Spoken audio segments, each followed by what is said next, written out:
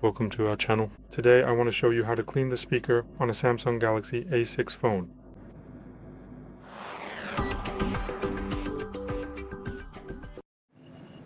For this we need a brush with flexible bristles. The bristles should be soft or medium hard. We need isopropyl alcohol, 100% pure, so that it first softens the dirt, making it easy to clean, and then evaporates without leaving any trace. You can buy both of these things, a diffuser and a brush, as a set on Allegro or Amazon. And if you can't buy them, you can use a regular toothbrush. Just make sure the bristles are soft or medium hard, otherwise you'll scratch your phone. You need to turn off the phone completely.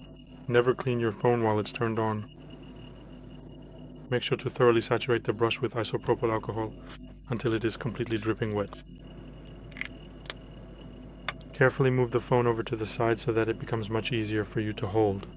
And then, using a very steady and consistent motion in one single direction, proceed to thoroughly clean the speaker area.